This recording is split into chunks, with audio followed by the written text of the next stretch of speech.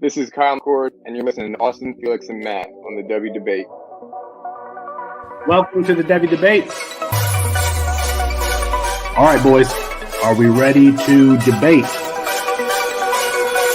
Austin, you tweeted something, girl. You tweeted your running back tonight. Explain yourself. Boy, that escalated quickly. I mean, that really got out of hand fast. You jumped up and... That's Austin Nace. Who is going to be that guy? And for me, Bijan Robinson is still going to be that guy. Back to the ground with Robinson, who spins and then tries to bounce it. A stiff arm, another one as he rides it, keeps his balance. They're going to say he stepped out, but I'm Felix Sharpe. I know you didn't think that we would get through this episode without mentioning the name one Zach F. Wilson. Screener draw. Oh, Wilson is going to uncork for the end zone, and he drops it in beautifully. And it is his roommate, Dax Milne, on the touchdown. That's Matt Bruni. G. Scott Jr. Obviously, I waxed poetic about him on the last episode, so I won't do that again here. And it's Thomas Fields on the carry. Watch out! Justin Fields. Hello, Columbus. 51 yards. Bruni, are you ready to go head-to-head with me? I am. Got to get my popcorn out here. Hold on. Got to continue. I got it. Kyle McCord is going to end up winning the job. He's going to be rated higher. Well, I'm not nearly as passionate about what I'm about to talk about. Our apologies because Herb Street ran out of time. We'll get him rescheduled soon. And for Matt Bruning and Austin Nace, I'm Felix Sharpe. Good night and good luck.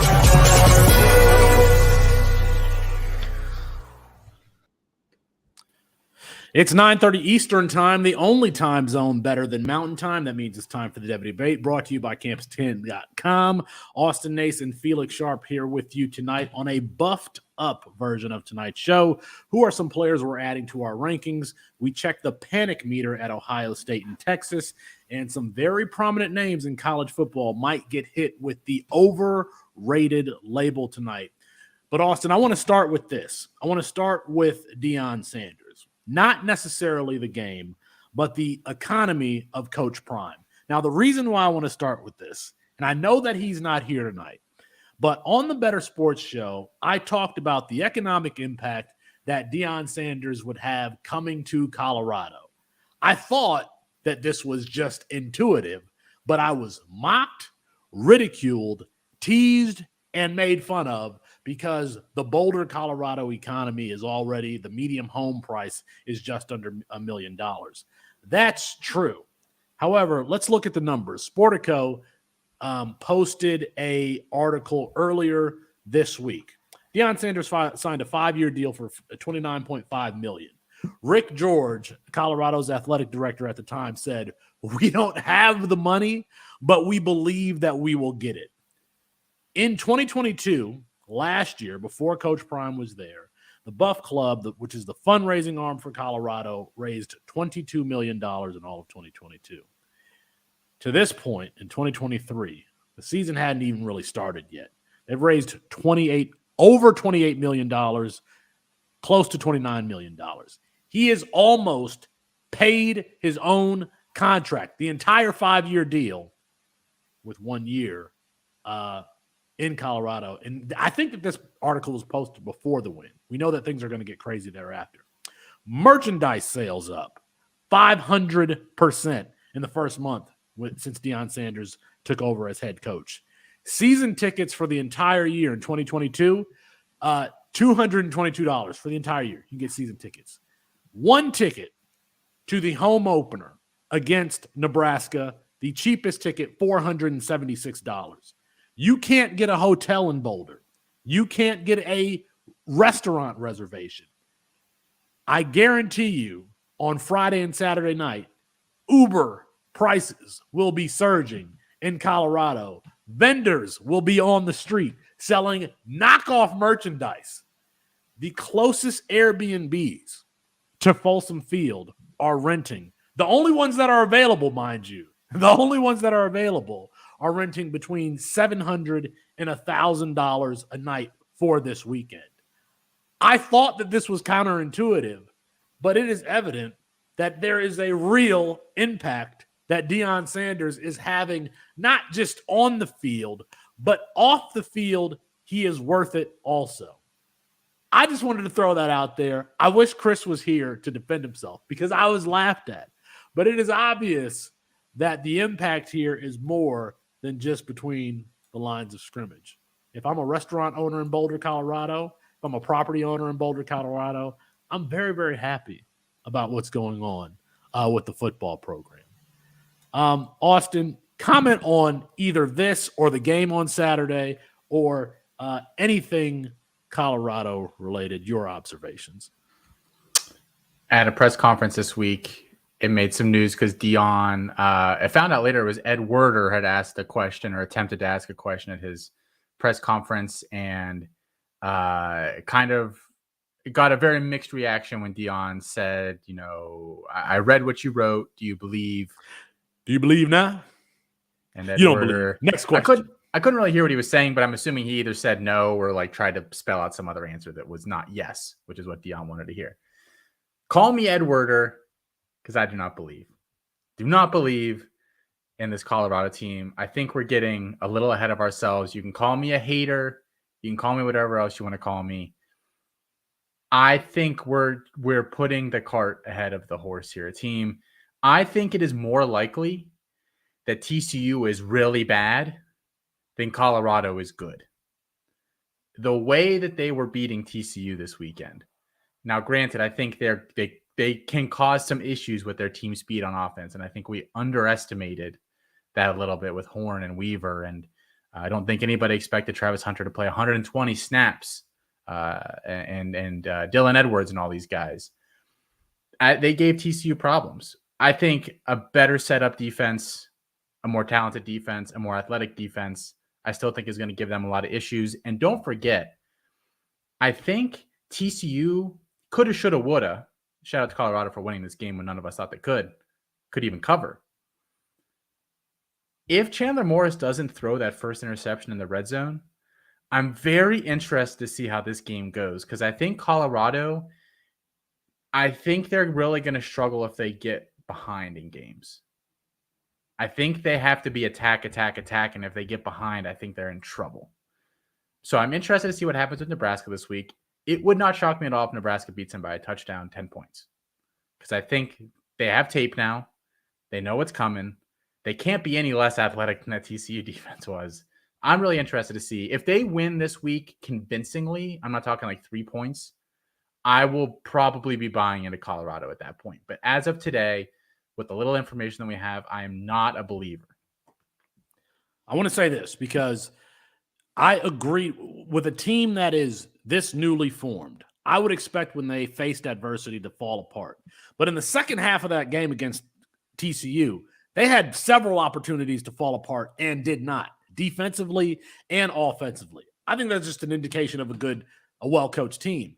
And as much as Deion Sanders is about the flash and all of that stuff, we thought the coordinator's hires were substantive. Sean Lewis, Charles Kelly from Alabama. We thought that they were great coordinator hires. And in the first half, Colorado was breaking tackles in the secondary. The secondary could not tackle them. And then defensively, and they were blocking downfield. The wide receivers were blocking downfield, which is what was springing Dylan Edwards for these touchdowns.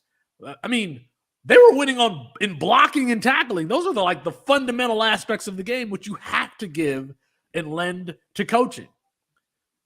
I think the team total over-under started at 5.5 or something like that, and then came down to 3.5. If you were betting in 3.5 and the under on 3.5, you had TCU as a loss. You had Nebraska as a loss. Nebraska scored 10 points? I don't see how their offense, I think that Colorado's going to be able to score 28 points at home. You got the big noon kickoff is there. Not just everybody's going to be there. I guarantee you they're going to be celebrities at this game, including yours truly. They're going to win this game. Nebraska started off as a touchdown favorite. Now Colorado is favored by a field goal. I think that they're going to win this game. I don't think that Nebraska is going to be able to score with them. And we're starting off 2-0, a Colorado 2-0 team. They got to get 2 more games on that schedule to hit the over on that 3.5. Still got Arizona State on the schedule. Still got Stanford on the schedule. The teams that now seem unbeatable, still going to be a tough time with Utah, still going to be a tough time with USC, still going to be a tough time with Oregon. But after Nebraska, they get Colorado State. If they beat Nebraska, they're going to be undefeated because they're going to beat Colorado State. I don't know. I mean, I was right there with you, Austin, taking the under, but they have momentum on their side, and they might be able to ride it for 2 weeks here. That's a fair point. The momentum might work out early in the season until something happens, and then we'll see. Because Dion did say that this weekend too. He said something about which, I mean, with a guy like Dion, you don't know what he's saying, like whether it's bullshit or whether it's true. I honestly don't know if this story is true. But that's the beauty of a guy like Dion, where he said that the players were coming up to him after the game and telling him that they finally believed. Like, okay, I don't know if that, but the players will start believing if you're 2-0, 3-0, and he's been sitting there all offseason telling you if you do it my way, we're going to be good. I think the biggest surprise for me actually was the offensive line, and that's really what I'm interested in. If that offensive line, they can't run block at all, but they gave Shedeur a pretty good amount of time for the majority of it. He got sacked a couple times, but they kept him pretty clean, and he's, contrary to some of the things I see out there, he is not a good athlete at all, Shedeur. He labors when he runs. You can, compared to other guys out there, you can see it. So I think if they can keep him clean, I think that they'll have. His dad was a cornerback, but he is very much a pocket passer. Yeah, 100%. I think there's a question about Shedeur after this game. 500 yards passing, 4 pass catchers with over 100 yards receiving, and a running back, of course, Dylan Edwards with over 100 yards receiving. Is he an NFL quarterback? And I don't want you to take all the heat today. I'm going to do this. I don't think there was anything that I saw on Saturday that led me to think Shedeur Sanders, he is a NFL franchise guy. A lot of that system offensively was dink and dunk for the most part. And then when he had the opportunity to attack the field deep with Travis Hunter, he did so. Some of those passes bounced off of receivers' hands. But when I look at NFL quarterbacks, I like mobility in the pocket. I like some of those lasers that travel, 15 to 17 yards down the field and don't go anywhere between, 7 and 12 yards off the ground. I didn't see any of those. He wasn't asked to make those. I don't see him as a player who has a laser arm, great mobility. He is a good college quarterback, which is fine. I am not putting him in the first round. As much as I think I'm on board with what this team is doing, I think that there's a chance they could go bowling. The NFL players on this team right now are Travis Hunter at either cornerback or wide receiver. I am not buying Shedeur as really anything more than a CFF value for our Campus Canton leagues, for our Devy leagues. If I'm in a Devy league and I have, 5 taxi squad spots, this is not a player that I'm rostering. What would you sell him for today? Agree.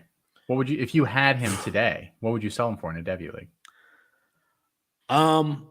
In a Devy league, I mean, if I could get, anytime I can take what about Kyler Murray? Could you get Kyler Murray for Shedeur Sanders? I would take that in a heartbeat. Might have to add a little bit. I would take that in a heartbeat. I would do that. Devy league. In a Campus to Canton league, I mean, I might be trading him for some high-end supplemental draft picks because I think that I can get that production, that CFF production elsewhere. I don't think he's going to throw for 500 yards every single week. What would you trade for him?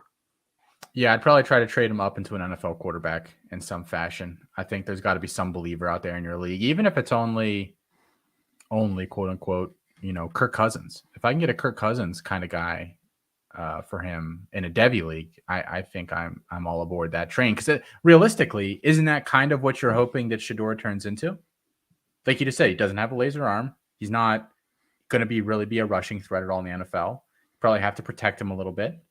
That might be the best case scenario.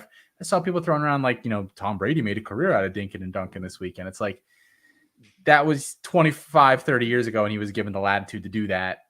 There's a reason you don't really see guys come in and do that right now in the NFL immediately. It's just really, really difficult. But I mean, I don't want to underestimate the fact that he came in there in an offseason, apparently probably mastered that playbook and was able to, put that game plan into action. Like, I mean, I'm not going to make fun of him for it, but yeah, the second half there were a couple of throws that I really, really liked downfield, but they were also throws that I think I would expect a legitimate NFL draft prospect to make, kind of like that JJ McCarthy throw that's floating around this weekend. That touchdown pass that he threw. They played against a lot of off coverage. I would be interested to see if they play a team that's going to go up to the line of scrimmage and not give them so many gimmies and can get a pass rush. I think that is the team that will be a good matchup for Colorado. Play press man. Yeah. Dylan Edwards. We haven't talked about him yet. If you don't have him rostered already, one, are you spending a waiver pick to go get him? And if you have him rostered already, is this somebody that you're starting moving forward? Don't think you can start him. He only played, I believe, 35% of the snaps this week, as I detailed on one of our shows this week over at C2C. Man, I'm not starting him, and I think, this game was like, he might not score more fantasy points than this ever in his career, right? This might be the best Dylan Edwards game we ever get for fantasy. 5 catches, 135 yards, 3 touchdowns. Ridiculous. I think until he shows that he can rush a little bit, I still think the value is a little capped, until the team shows they can run a little bit, but him specifically, I think, at best you're getting like a college scat back. Most NFL scat backs were the guy in college, and then they turned into scat backs in the NFL because they just were 195 pounds or whatever. He's 170. I think that's going to be a difficult thing for anything beyond the next 2 years. He's not much smaller than Marquez Cooper. And Marquez Cooper is what, RB1, RB2 in CFF for Kent State for Sean Lewis. A similar size player. Yes, it was the MAC, but we saw production in week 1, which was, they're running up and down the field. So Sean Lewis has had similar productivity with a similar style player. I don't think it's unreasonable. I wouldn't start him myself. But I don't think this is a player, I have him on my roster. Let me now trade him at his peak, unless I can get, some sort of ridiculous offer. I think that he's a player that you hold and you wait to see if they're going. First of all, he has to get more carries. Can he be as consistent in the passing game? And then I'll wait a couple of weeks and then I might start him. But for the running back position, I want to see them get carries. And he had 40 yards on the ground or something like that. You're not going to get 100 yards receiving every single week from your running back, especially with Alton McCaskill, who didn't play in this game. That's another good point. Their leading rusher. Would you? Yeah. Here's a bigger question for you. Would you start Travis Hunter this week? I think I would at wide receiver because they're going to want to keep this momentum going. And I don't think that they start saving him until they play Colorado State. I think Colorado State is really the only cupcake on their schedule. You look at it, maybe, it is the only, what I would say, cupcake on their schedule. I don't think that this is the week that they start resting him. He's going to get targeted. And if that offensive line can't run block, Shedeur Sanders is going to throw the ball another 50 times a game. Travis Hunter is a red zone threat. He had a touchdown catch called back. He's going to be a red zone threat for them. They're going to throw fades. They can throw fades to him in the red zone. They already have. And he might get 15 targets. So, yeah, I would start him. Would you start him? I don't. Would you start Travis Hunter or Keon Coleman? Hunter, I think. Yeah. I'm trying to think of like what the line would be. I'm just I think you raised a good point there. Maybe they'll save him in week 3 and kind of go hard week 1 and 2 here with him in terms of snaps. He can't. We are going to keep saying he can't, and maybe Deion's going to keep proving us wrong. He can't play that many snaps every game, right? Like maybe he is just built different. I don't think you can. I don't know why he can't. Most of these guys in high school played the entire game. Different like intensity and skill level. Though. I understand. I don't know. I think the reason more players don't play both sides of the ball is because there are so many like meetings for position groups. Like if you don't know this, in college and the NFL, there's a linebackers meeting, there's a secondary meeting, there's a defensive line meeting. On the offensive side of the ball, the quarterbacks have separate meetings, the running backs, the offensive line, the wide receivers, and then there's an entire their team. Like he doesn't have the ability. Most players aren't good enough where we say, okay, you can miss this week's defensive meetings and just go be with the offense and still play both sides of the ball on Saturday. I think that's the reason why we don't see more players play both sides of the ball as a preparation issue. It's kind of works for a guy like Travis Hunter. We're going to play cover 2, cover 3 man, quarters. I mean, as a cornerback, you might need to know who's blitzing on a down-to-down basis so that you know if the ball is coming out hot. But somebody can we're sending 5 this time. We're sending 6. You got man, you got quarters, cover 2. It actually I think it would be harder if this was a middle linebacker or, somebody who had more responsibility for what the defense is doing overall. But for a cornerback, most of the time, you're going to have one of 5 or 6 assignments in coverage. And Travis Hunter can play man-to-man defense all day. You just got to tell him. You got that dude. You got Malachi Coleman, who didn't play last week, by the way. I think he was injured for a big part of camp, and he was not an early enrollee. So I think that was expected for anybody worrying about that. We appreciate you. If you're watching live, go ahead and drop that like button. It really helps us. We're trying to get to 2,000 subscribers here on YouTube as soon as we can. I think we can do that during the football season. So if you haven't already, hit that subscribe button, hit that like button, and drop a comment in the chat box, whether you're watching live or later on. Tell us if you like the show. If you are a Campus to Can subscriber, if you are an NAL subscriber, we have a podcast feed specifically for you, including Matt Waldman, Michael Nelson. Austin has his own show there on the collective podcast feed. Matt Waldman this week talking about the aforementioned Keon Coleman and these big-bodied possession wide receivers. Does Keon Coleman have a future in the NFL as an alpha? You can hear Matt Waldman's answer on the collective. You just recorded with Nelly. What are you guys talking about this week? Talking about early season waiver strategy and how to know when to be a seller or a buyer at what point in the season you're making some of those decisions and to what extent you're making them this early after 1 week. There we go. NIL subscribers, all 22 subscribers, you get projected spreads, depth charts, offense and defense for all 133 FBS teams that are updated regularly. It's not like we sit stagnant. Those are updated regularly. What else do you get with the all 22? Oh, returning production. There's so much. I need to create a thread on everything that it is that we offer. Thank you, Trevor. In the comments, he says he loves the show, really gets to watch us live. We appreciate that, Trevor. To the tailgate Saturday mornings. I am so mad that I'm not going to be on this week. I might have to call into the show. By the way, the audience has been outstanding on Saturday morning. I think that this is the best year that we've had on Saturday morning. It's probably because Better Sports is producing the show. We have commercial breaks. We have music. We have real production.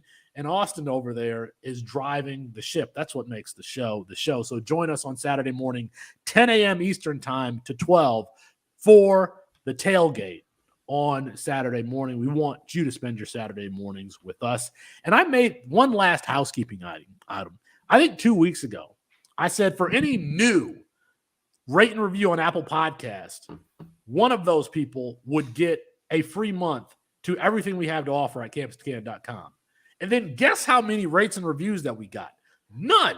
Now, we did get some rates because I saw that number go up, but they did not include the review. I'm going to do this one more week. One more week. If you are newly listening to us and you want to check out everything we have to offer at campuscan.com, leave a 5-star rate. That's important, but also a written review. And if there's one person, that one person will get everything we have for a month. If it's more than one person, we'll pick, one of the people that leave a rate and review. And how about this, Felix? You were just saying, you need to make a thread on everything we offer. Not only will we give you everything we offer, we'll sit down with you if you would like us to and show you everything and how it can be used so that you can maximize that month of usage. There we go. Including if you're playing Prize Picks, we have the best player prop research out there. Prize Picks promo code C2C. Austin, let's get into some more games here. Chris Moxley said in our chat this weekend, he said it's a good day for Felix. He was mentioning both Ohio State and the Texas quarterback situations there. Let's start with Ohio State, Austin. Ohio State 23-3 against Indiana. It was just 10-3 at the half. Marvin Harrison Jr. went down with an injury here early. They ran 3 different running backs out there, including Tranium. I thought he was just an emergency player last year, like he was still playing linebacker, and they moved him back to running back to his Arizona State days. Kyle McCord, 20-for-33, 239 yards, 1 interception, no touchdowns. Oh, by the way, yes, it was a close battle. Did they let Devin Brown play? Yes. 1 series, 2 handoffs, a quarterback draw where the offensive line gets blown up in the backfield. That was it for him. That was unfair. That's a story for another day. But Austin, on a scale of 1 to 10, with 10 being hair on fire and 1 being, it's cool, how panicked should Ohio State fans be about their team offensively? Yeah, I don't want to dial too much into Kyle McCord specifically in terms of just because I put him on that NIL show this week. I don't want to be giving away state secrets here. If you're an NIL member, go listen to that. I do think it's a little concerning. It didn't seem like any of it was clicking, except for Cade Stover down the seam, which is not. That's like your 5th option at best. You that's not what you want to be relying on. I think they could. I don't want to overreact to 1 week, but I do think they could be in some trouble if they can't figure out the quarterback position. Because interesting. I don't know. I mean, what 10-3 at half against Indiana? Struggled to extend drives, struggled to push the ball downfield. Oh, I don't know. What do you think? It's funny because I know a player that can push the ball downfield and be more explosive. It's crazy. I'm not in practice, and I know that there's a player that can do that. Devin Brown, and apparently he was playing well in practice, well enough for that quarterback battle to be drawn out as long as it did. On a scale of 1 to 10, I'm probably a 1 because I think that this team is going to get figured out. And quite frankly, the competition in the Big Ten isn't so that you can't wait a couple of weeks to get this figured out while still probably winning some ugly games. Let's not forget they have Trip Trainum, they have Mayan Williams there. If they want to play ugly football, they can do that and probably still win most of the time. We're used to seeing this offense being a high-flying offense for multiple receivers having over 100-yard receiving. We may not get that here early on. I don't know. Yes, I think that Devin Brown would offer a higher ceiling for this offense. I think Kyle McCord has that potential too once he gets in rhythm. Now, if we remember that first year that C.J. Stroud started, was it Minnesota on the road? It was Minnesota on the road. He played really bad in the first quarter, and everybody was like, oh, Kyle McCord is about to come in. And then he played really good in the second half and then really good thereafter. This might be the same thing, except for Kyle McCord's quote-unquote first half of playing poorly might extend, to next week and the week thereafter. They get Youngstown State. They got to get it corrected before when they play Notre Dame. Notre Dame is a very balanced team, and they're going to be able to score. But we've seen this offense not hit on all cylinders right out of the gate. I think that they can get it corrected regardless of who the quarterback is. If it's McCord, if it's Devin Brown, I think that there's a chance that they right the ship. Do you agree? I think it's more likely than not that they do, or just kind of pivot to something else. Which is that something else? Chip Trayanum? He looked good this weekend, did he not? I mean, he looked good at Arizona State, and then he decided he wanted to play linebacker again. So I don't think that was his choice, for what it's worth. I think he really wanted to go back. He's from Ohio. I think he wanted to go back home, and they said, we don't have room at running back for you. Do you want to play linebacker? And now I think he's back at running back. He could be a Ramondre Stevenson. Slim him down a little bit. I think he's a good player. I think he's a really good player. I had him rostered in some places. I had him rostered as a running back in a lot of places. I think I cut him everywhere this past offseason because I didn't want to wait in Heel Hunger to see if he made the transition back, but they look like they really want to use him. He got close to as many carries as the other guys did, and I thought if you want to talk about him and Mayan both kind of competing for like more of a thumper role, I don't think Chip looked worse than Mayan. Maybe I don't want to say he looked, better. I don't want to hurt your feelings, but I thought he looked at least as good as Mayan Williams did this week. Hurt my feelings. Who gets drafted first, Mayan Williams or Travion Henderson? Man, I am not going to lie. I'm a little worried about Travion after this week. Oh, a little worried. Little worried. Would you look at that? Matthew and I did a video on Travion Henderson, a cut up that got taken down, I think, for copyright. But we had talked about this for like 20 minutes or maybe 25 minutes, a video that nobody got to see because it was taken down for some reason.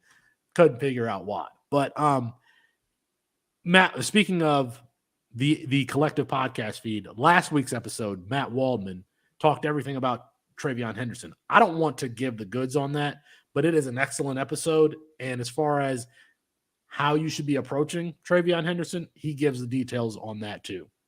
So if you're an NIL subscriber and you haven't listened to that episode, go ahead and find it. Let's go to Texas here. Texas 37-10 over Rice, 16-3 at the half. Quint Ewers, 19 for 33 touchdowns, just 8.7 yards per attempt. He did not complete a pass that traveled over 20 yards through the air. He attempted 6 passes over 20 yards and completed none of them. And this is very much consistent with all you Texas fans jumping in my face on that video that Matthew and I did, talking about how great Quint Ewers was. And he was not accurate deep. He was not accurate deep, which is for Quint Ewers to be as hyped as he was, you would think that he would be able to hit open receivers, especially when one of those guys is a speed threat like Xavier Worthy. Austin, your thoughts on I didn't frame the question right. Scale of 1 to 10, with 10 being hair on fire and 1 being it's cool. How panicked should the 40-acre faithful be about their Texas Longhorns? See, I thought you were going to say I didn't frame the question in a way to get the answer that I wanted out of you. Mr. Lawyer over here. So I also talked about Quinn Ewers this week, but I'll go a little more in depth on him than I was willing to do on McCord.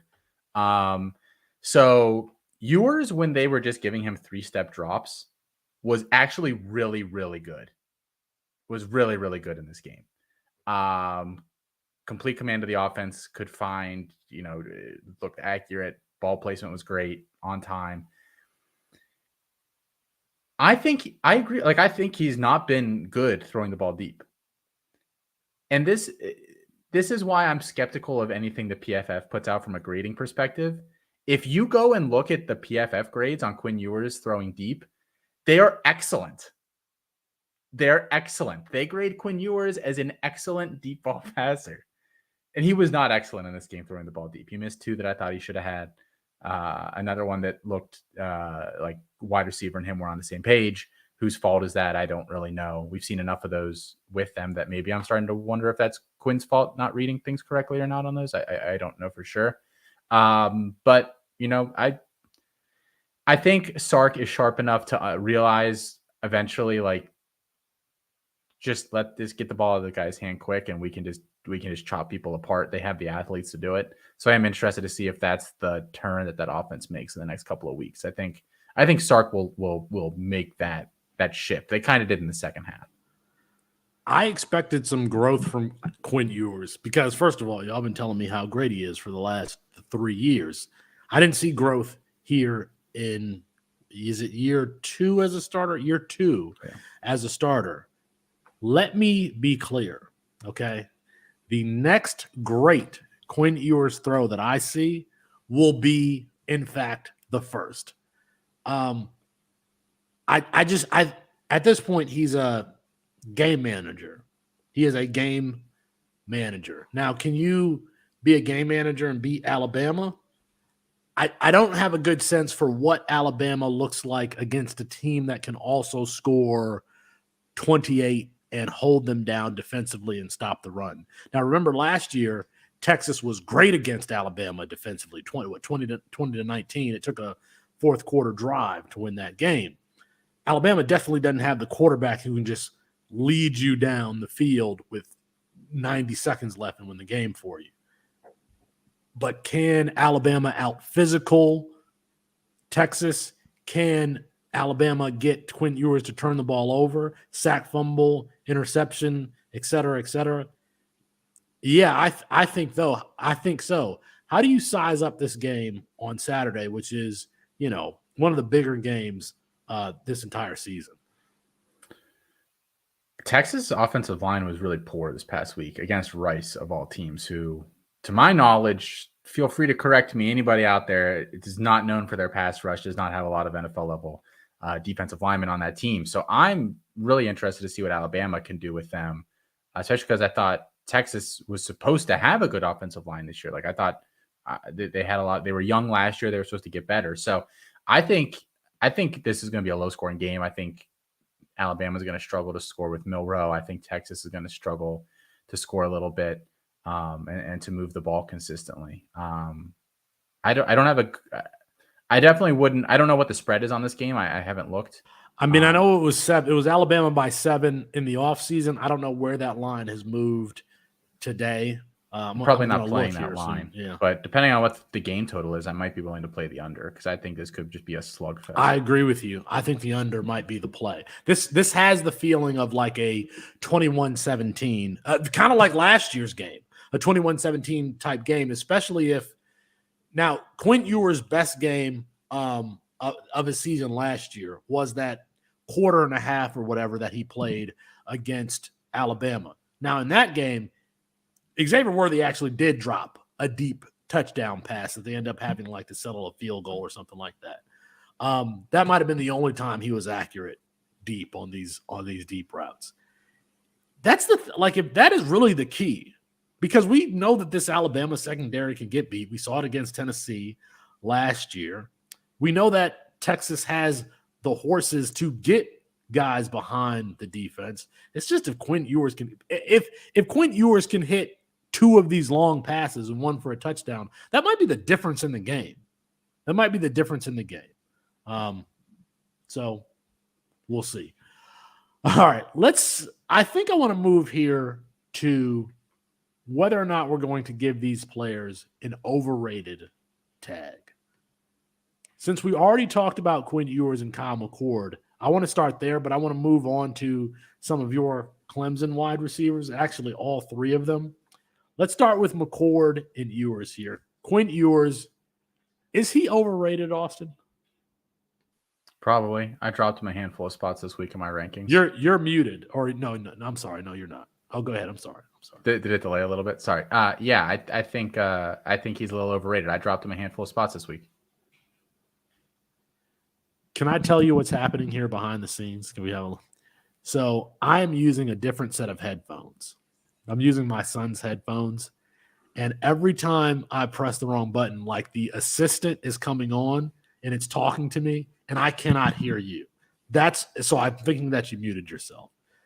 I can hear you. So did you say he is overrated or is not? Yes, is overrated. Yes. Oh, no, he is overrated. Oh, my goodness. Who's only been saying that since they were freshmen, since before they were freshmen? Yeah, of course. He is overrated. What I saw from his tape in high school was a player that was very well protected and was hitting open receivers, which it doesn't tell me a lot about the player. I've said this a lot. Like very clean pockets, 5 and 6 seconds to throw. You got receivers open on deep routes. It's the same thing I saw from Sam Heward's tape. Quite frankly, a similar structure. Like I need to see some pressure. I need to see some anticipatory throws. Didn't see any of those things on Quinn Ewers' tape. And Mike Valerie making fun of me saying, all right, Mr. Carson Strong. Carson Strong was a good player, had knee injuries. That's the only reason why he fell to the 7th round. By the way, I think that he signed – you can correct me if I'm wrong, but I'm pretty sure Carson Strong signed like the largest undrafted free agent deal ever. Yeah, and then he got cut. He didn't even make the team. I don't know. I feel like that's a hit. You take a G5 quarterback, and he signed the largest undrafted free agent deal ever. I feel like that's it. Yes, Quinn Ewers is overrated. Kyle McCord. This hurts because he starts our intro, and of course Matthew's not here. Matthew's the one with the relationship with the McCords there. Kyle McCord, is he overrated? Also, one of the few players that I actively dropped in my rankings this week. Handful of spots, not too much. I already had him pretty close to Devin Brown, but I moved him down essentially right beside him. Like I just am ranking the QBs at Ohio State together for right now. I moved him down. I know behind Jackson Arnold is one. I can't remember who else, but I moved him down a few spots also. It sounds like you're saying he might be overrated. I don't know that you answered the question. Maybe slightly, ever so slightly overrated. I think that this is like a more important question here. I want to talk about Clemson's wide receiver core.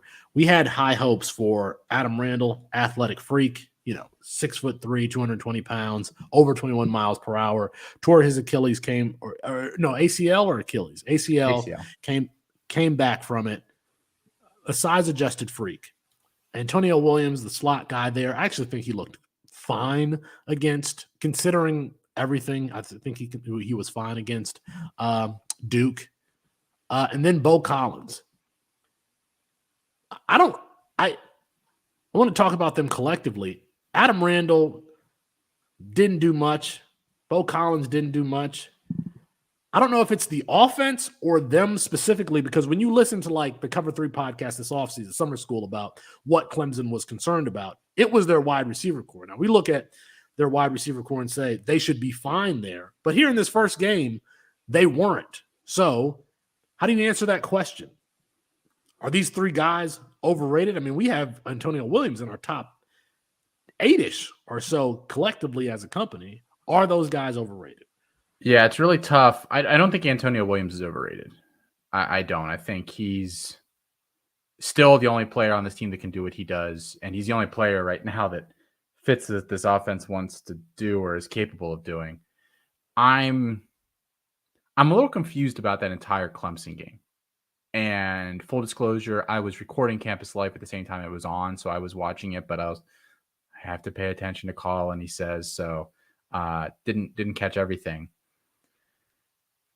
It doesn't look to me like either Garrett Riley is not being allowed to run the offense that he has previously run, or the offensive line is so bad that there's no other offense that can be run here. Either or, which I think, as we've talked about a lot in the past, especially for a guy like Randall, hurts these guys that aren't mega separators.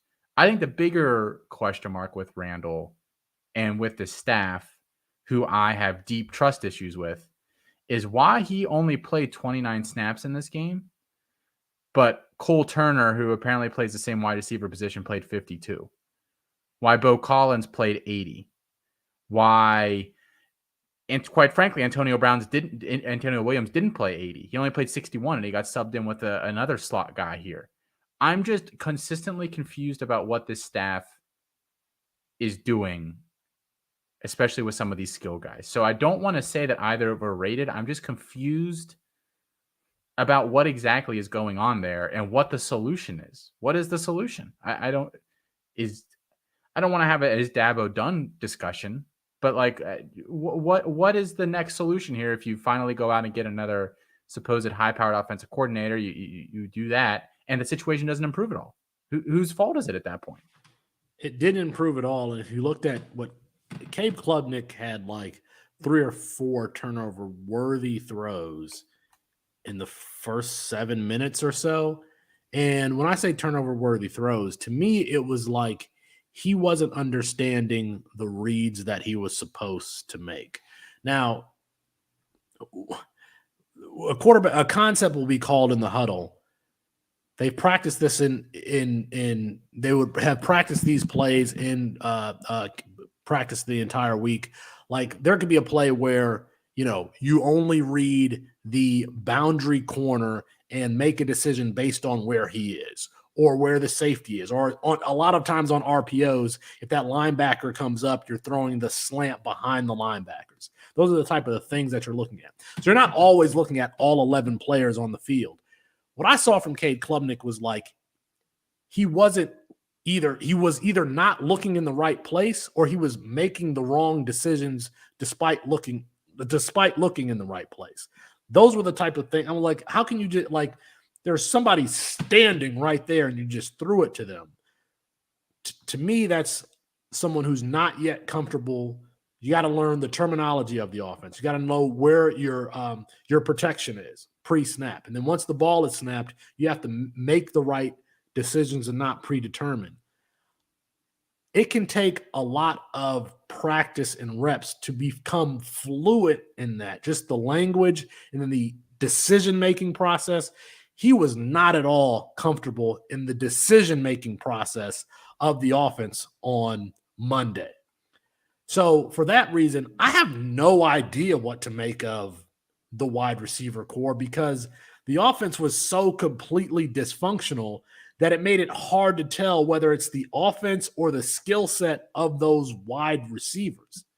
I have no idea. I agree with you. I mean, Antonio Williams was getting the intermediate stuff that you would expect a slot wide receiver to get, and he looked fine. Like in a higher volume offense, he would be a player that had, one of these possession lines where he has 8 receptions for 80-something yards, maybe a touchdown or something like that. I don't know what to make of the other two. I just don't. Those are outside guys. Those are boundary guys. And Cade Klubnik didn't look comfortable throwing the ball out there. Let's see if they get it corrected. I want to move on here to some new players, Austin, that we have added to our rankings. Some really exciting performances. I'll start here with Deion Burks out of Belleville, Michigan, by the way. Belleville, Michigan at Purdue. He's a third-year player there. I had never heard of Deion Burks.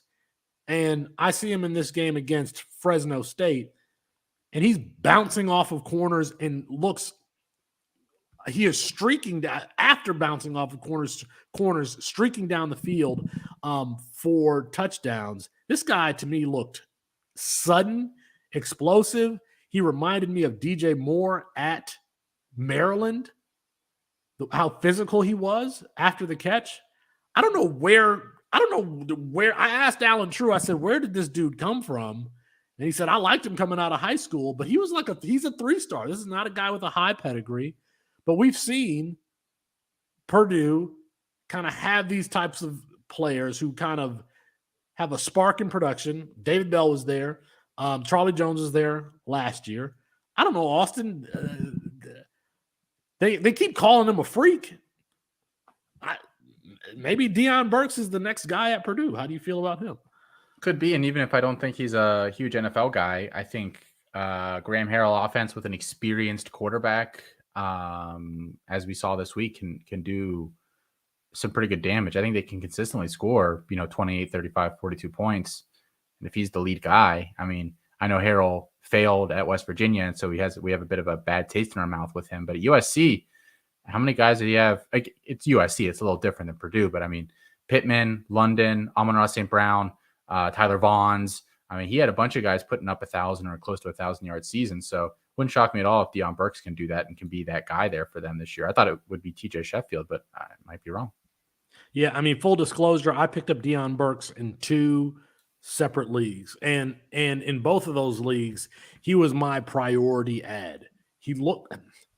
I wish I would have saw this production maybe his freshman year, maybe last year, but the skill set that I saw, plucking the ball out of the air, having the contact balance after the catch. You don't really describe wide receivers as having contact balance all the time, unless you're talking about somebody like DJ Moore or Deebo Samuel.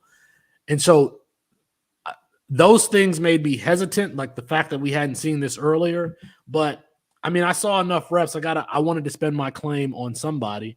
I will take a chance on this guy. I took him as a priority ad in 2 leagues, including 1 league where you only get 1 claim each year. And I took Deion Burks.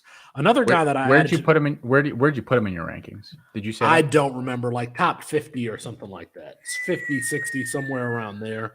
That's rich. Interesting. Okay. I mean, I have to go look. I don't know that's, I mean, we'll see. I mean, he can move, but he's debuted somewhere around there. It might be 60. I can't remember exactly. I'll wait and see. I'll see exactly here when I get a second to look. Another player from this game that I added to my rankings is Elijah Gilliam. I don't know how to say his last name. Gilliam. This is a guy that went to Bishop Gorman in Nevada. He is also a third-year player. We thought that it would be is it Malik Sherrod, who is there at Fresno State, who we expected to take over the running back snaps. It was Elijah Gilliam, and I posted something on Twitter today. Apparently, he doesn't even have a scholarship. He is a walk-on. This guy is 5'11", 216 pounds, and he looks 216 pounds. He has some explosiveness. He can catch the ball. He had 92 yards here against Purdue. I'm thinking when I get to Mountain West action, this is the physical profile of a player who's going to run through defenses in the Mountain West, especially as explosive as Fresno State's offense is. And their running back position has been historically from Ronnie Rivers to for the Jordan Mims last year. Now I think it's going to be Elijah Gilliam, given that he had 20 carries and the next closest running back had like 5 or 6 or something like that. He was the primary running back when they were running the ball. He has NFL size. I don't know that he's the NFL athlete. He's definitely a good enough athlete to dominate Mountain West competition. Did you get to see Elijah Gilliam at all, and were you impressed by his play? Yeah, I watched the whole game. I don't want to say that I wasn't impressed or anything. I thought he had a good game. He's the guy this year that he's not a priority for me at all. And I am like slightly worried that ends up coming back to bite me in coming weeks, that he does end up taking that job. But it does sound like Sherrod rolled an ankle early in the game, which opened up a lot of opportunity for him. So I am just slightly worried that it's basically a 1 or 2 week fling here with him. And then when Sherrod's back, at worst, it's a split, and it might go back to Sherrod. Sherrod is a smaller player. Like this dude is. He's a different player. And the thing is, you can't even like typecast what back you think they're going to play based on. It's been different because guys. they've used a wide range. Guys. Yeah, I mean, Jordan Mims is a little bit taller. Ronnie Rivers is a little bit smaller to the ground. So you're right. I mean, they have it, but I was surprised to learn that this guy's a walk-on. But he was a 3-star.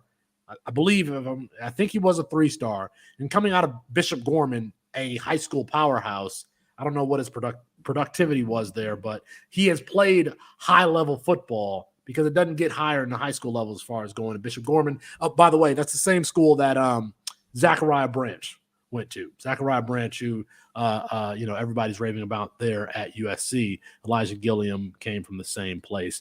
Ashton Daniels at Stanford was a surprise start. I watched this game against Hawaii. I didn't know what to make of it.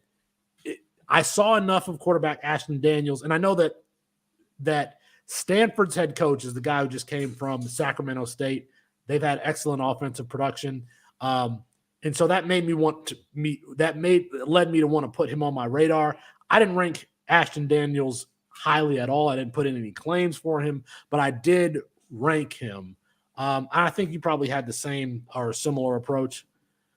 Yeah, I am intrigued. And talk about guys from powerhouses. He played at Buford in Georgia.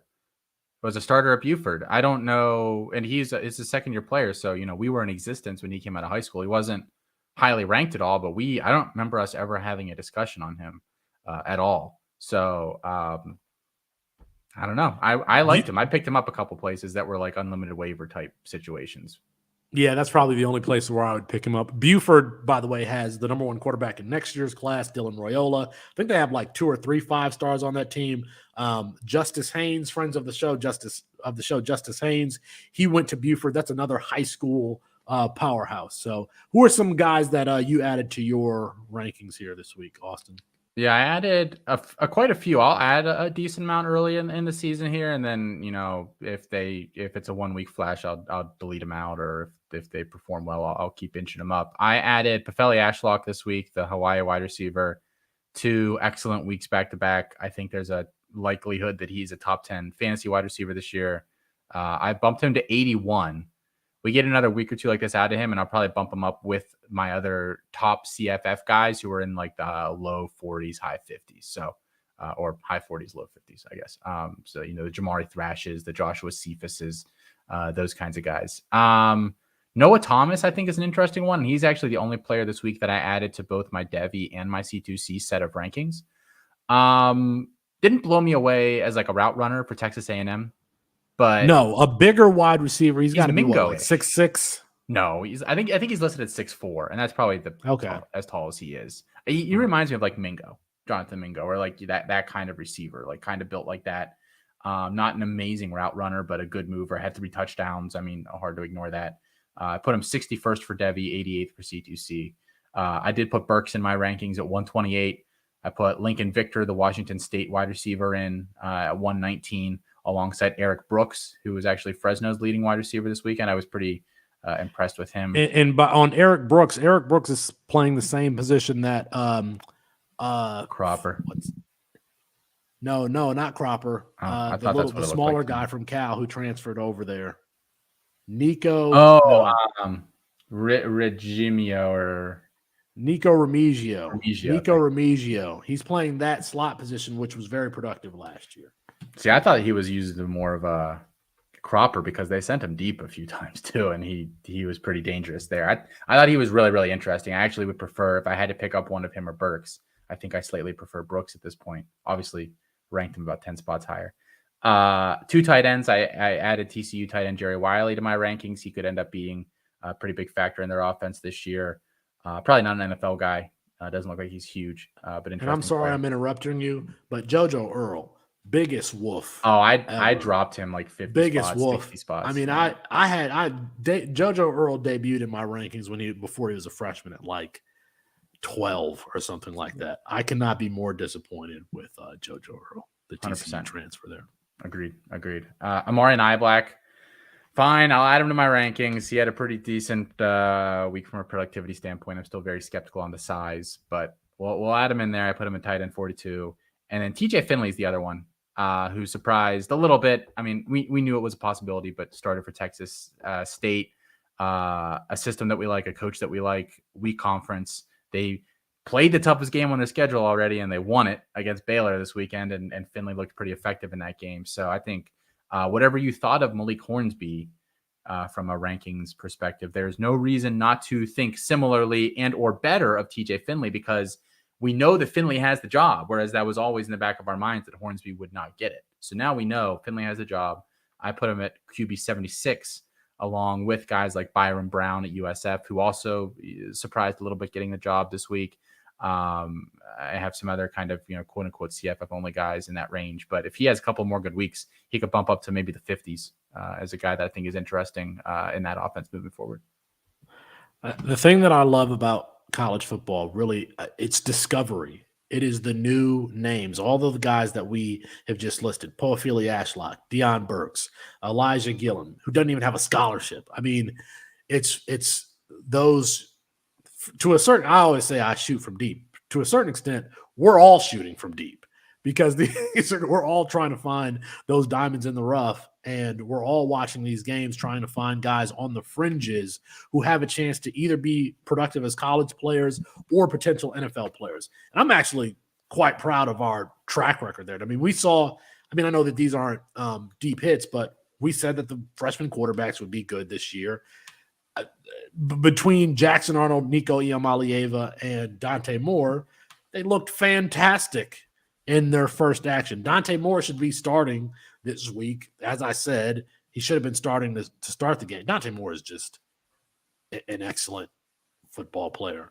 But that is the fun part of the game, discovery. Even for a highly touted player like Dante Moore or, Justice Haynes or Zachariah Branch, yes, we have these expectations for them, but we had expectations for Adam Randall and JoJo Earl and a Guy Hall and, all of these guys. So when they come out of the box and we see them really even succeeding or failing, it's all gives me a huge, huge dopamine hit when we get to see these stories play out one chapter at a time from week to week. So, all right, I think that's it. I think that's all we got for today. It's going to be a live Saturday this week. Of course, the NFL starts tomorrow. Louisville plays tomorrow. They should be able to run over. I think they play Murray State. They play Murray State. It's an in-state game. They'll be able to run over them. So that'll be going on during the Chiefs and Lions. And then this Saturday, Colorado's on the schedule, playing Nebraska at home, and of course Alabama and Texas. It's going to be a good Saturday. Join us for the tailgate at 10 a.m. Eastern time. And of course, again, 5-star rate and review. I'll pick one person, a month free, everything we have available at campusdecan.com. That's going to be our show for tonight. Apologies to Kirk Herbstreit. We ran out of time. We'll get him rescheduled soon. For Austin Nace, I'm Felix Sharpe. Good night and good luck.